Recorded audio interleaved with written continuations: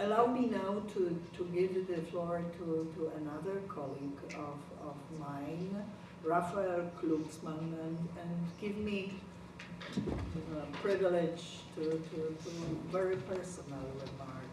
I would say that among members of European Parliament representing old Europe, old well-established democracies, he is certainly probably the most visible one, understanding developments and so engaged in developments in our eastern neighborhood, in particular in Caucasus.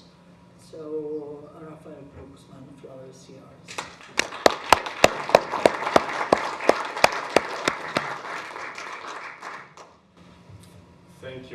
Thank you very much, dear Anna. Thank you for organizing this conference, and thank you all for being here, Prime Minister, dear Anna. I think it's a very important moment. Of course, for projecting ourselves in the future, but also for telling the truth about history. And the truth is that war did not start in 2022, not even in 2014, but Putin's war started at the very, very beginning of his regime, and it started in Chechnya. True. And it started with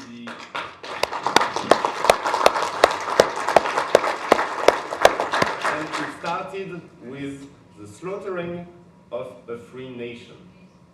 It started with exterminating women, children, and men, and it started in the total silence of Europe and the world.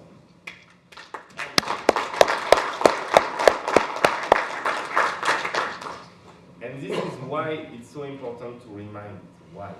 Because here you still have illusions about Putin, as if the war in Ukraine is a parenthesis. It's a moment.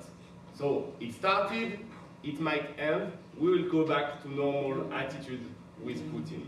The problem is that what Western Europeans have trouble to understand is that war is constitutive of his regime. Yeah. He has never experienced real peace because he cannot. He has built his regime on war. And first it was the Chechens, and then it was Georgia, and then he went to Ukraine and Syria also. And it's never ending because it's internal. That's constitutive of his regime. So all the dreams about a settlement that then might bring back peace between Europe and Russia, as long as Putin is heading it, is a very dangerous illusion. And we have to recall it, remind it, because people forget. Kadyrov's regime and Putin's regime have rebuilt the buildings. They have tried to erase this very truth that first was the extermination of the Chechen people and then the full-blown war on European principles and interests. But we have to tell what's behind this refreshed building. It's a huge symmetry, and this symmetry will never stop being enlarged as long as we don't confront Putin for what he is, which is a warmonger, not only at war with Northern Caucasus people, not only at war with Ukrainians, but at war against the very principle of the European Union. And I have chaired in this parliament the Special Committee on Foreign Interference into our democracy. I've asked for the creation of it and I've chaired it. And during 3 years, what we have done is we have analyzed the hybrid warfare waged by the Kremlin against our democracies. And the extent both of this war, hybrid warfare, and the reluctance of our leaderships to call it by its name and to confront it make me say to you that I'm not here just out of solidarity, but out of selfishness. I'm a very selfish person. What I want is that the interests of Europeans are protected. And what I know is that the interest, vital interest of the European citizens demands from us that we are actually confronting Putin's regime and demands from us that we are supporting Ukrainians until victory. Not out of solidarity and humanism. I forgot about that. You know? I know, I'm shouting about these principles for so long that I understand that people are not moved too much by that. Yes, for a short period. But out of selfishness, be selfish, Europeans. Support Ukraine. Because that's the line of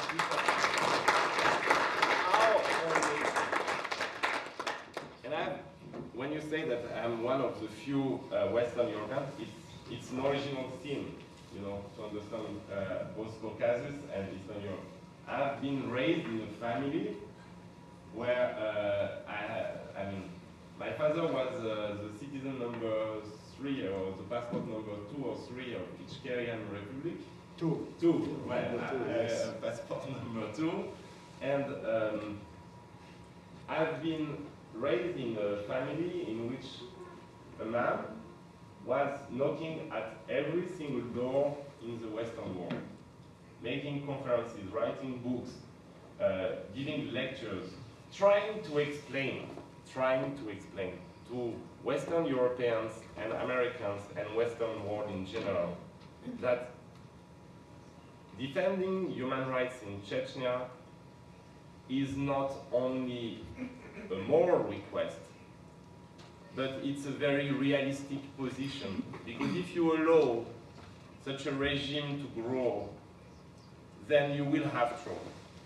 And everybody was listening because he was famous, so yes, we have to listen to him, but nobody cared. And nobody believed it. And then on 24th of February 2022, they start to say, well, my God, he was right. Something was right about it. Yeah. And they will say that our gathering today is not realistic, and that there will never be any change, and that that's the way it is, and Russia is this way. But they are not realistic. They live in a fairy tale for 20 years already. So let's not give them this stamp of realism. We are the realistic people. We are the realistic people because we assess the threats for what they are, and because we know also that we can count on freedom-loving people to confront these threats. And the message sent from Ukraine today is a message of hope. It means that the right is not weak, that you can resist, that you can rise, stand, and resist. And this is the message that we didn't want to hear from Chechens, especially after the First War. And we let them down, and we have no right today, for our own interest, to let Ukrainians down. And what I want to say is that everything started in Northern Caucasus. So it has to end also in Northern Caucasus. People will be free there. It will mean that also Russian people will be free from their history of colonialism. And to see Russia these days campaigning all around the world as an anti-colonial power against Western nations, I mean, this is one of the biggest and easiest lies to dismantle and to attack. So we need you also to speak out and remind everywhere that Russia is, by essence, in the way it is today, a colonial power that has been based on the extermination of whole nations and the deportation of whole nations, and that it has to confront this if it wants one day to become a democratic and free nation itself. Because colonization is like a concept. If you colonize other nations, then you colonize yourself. And that's the truth. And I want to end because I know that you are here also to project yourself in the future and not to listen to me. But I want to end by quoting the last conversation I had with a great Russian citizen and journalist, Andrey, and she told me that what Russians have done in Chechnya is like a cancer that will grow in Russian society and finally eat it alive. And this is exactly what happened in Serbia. Their behavior in Grozny ends in total fascism in Moscow, and internal violence, and suicidal war in Ukraine.